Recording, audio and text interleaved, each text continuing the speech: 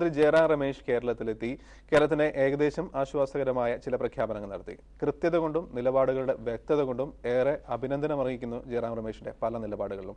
അതിൽ ഏറ്റവും എടുത്തു പറയേണ്ടത് ഇടക്കൊച്ചി സ്റ്റേഡിയത്തെക്കുറിച്ചുള്ളതാണ്. നിലപാടുകളുടെ കാര്യത്തിൽ ജയറാം രമേശ് കണിച്ചക്കാരനാണെങ്കിലും അതിന്റെ ഫലത്തിന്റെ കാര്യത്തിൽ കേരളത്തിലെ ഇടക്കൊച്ചി നിവാസികൾക്കെങ്കിലും ചില ആശങ്കകൾ ബാക്കിയുണ്ട്. ക്രിക്കറ്റ് സ്റ്റേഡിയത്തിന് അനുമതി നൽകാനാവില്ലെന്ന കേന്ദ്ര സർക്കാർ നിലപാടിൽ ശക്തമായ പ്രതിഷേധമാണ് ഇടക്കൊച്ചിയിലെ നാട്ടുകാർക്ക്. സ്റ്റേഡിയവും ഒപ്പം എത്തുന്ന വികസന പദ്ധതികളും എല്ലാം സ്വപ്നമായി തന്നെ അവശേഷിക്കുമെന്ന ആശങ്കയിലാണ് ഇടക്കൊച്ചിക്കാർ. ഞങ്ങൾക്ക് ഇവിടെ സ്റ്റേഡിയം ഏറ്റവും വലിയ സന്തോഷം. പക്ഷേ ഗവൺമെന്റ് ഇങ്ങനെ ഞങ്ങൾ എന്ത് ചെയ്യാൻ? ഞങ്ങൾ ഒരുപാട് സമരം ഉണ്ടാക്കി, എന്നിട്ടും രക്ഷയില്ല. അവസാനം അവരെ പിടിവാശിയായിട്ടെന്നുള്ളത്. സ്വന്തം നാട്ടിൽ വരുമെന്ന് കരുതിയ ഇല്ലാതായതിന്റെ നിരാശയാണ് ഇടക്കൊച്ചി സ്വദേശി ഡാനിയലിന്റെ വാക്കുകളിൽ. സ്റ്റേഡിയത്തിനായി വേണ്ടി വന്നാൽ സ്വന്തം സ്ഥലം പോലും വിട്ടുനൽകാൻ ഡാനിയൽ ഉൾപ്പെടെ പ്രദേശവാസികളെല്ലാം തയ്യാറായിരുന്നു. പക്ഷേ എല്ലാം സ്വപ്നം മാത്രമായി അവശേഷിക്കുമോ എന്നാണ് ഇപ്പോഴത്തെ ആശങ്ക. കണ്ടൽക്കാട് നശീകരണം എന്ന വാദമുയർത്തി പദ്ധതിയെ എതിർക്കുന്നവരോടും നാട്ടുകാർക്ക് ചിലത് പറയാനുണ്ട്.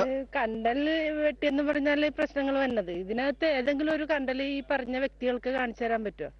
ഇത് വെറും ഉപ്പുള്ളി എന്ന് പറഞ്ഞ സാധനമാണ് ഈ പിടിച്ചിരിക്കുന്നത്. ഈ വെട്ടിയ സാധനം ഇതെല്ലാം കിളുത്തിരിക്കുന്നത്. അപ്പൊ ഈ സ്റ്റേഡിയം ഇത് ഇവിടുന്ന് മാറ്റാൻ വേണ്ടിയിട്ടുള്ള വേറെ പുറത്തുള്ള ആൾക്കാരുടെ കളിയാണ് ഈ കിടന്ന് കളിക്കുന്നത്. ഈ പരിസരവാസികൾക്കായി നാട്ടുകാർക്ക് അതിനെപ്പറ്റി ഒരു ബുദ്ധിമുട്ടൊന്നുമില്ല.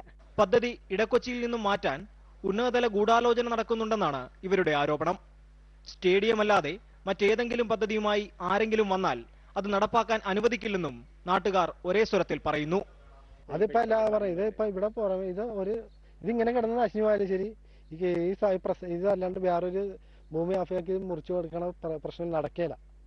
അത് ശക്തമായിട്ട് എതിർക്കണേല. ചിലപ്പോ നമ്മൾ അതിനപ്പുറം ചെയ്യാൻ പറ്റും ചെയ്തിരിക്കും. ക്രിക്കറ്റ് സ്റ്റേഡിയത്തിന് അനുമതി ലഭിക്കാനായി നിരാഹാരം ഉൾപ്പെടെ ഒട്ടേറെ സമരങ്ങൾ നടത്തിയ നാട്ടുകാർ അവസാന ശ്രമം എന്ന നിലയിൽ ഒരു പ്രക്ഷോഭത്തിനു കൂടി തയ്യാറെടുക്കുകയാണ്.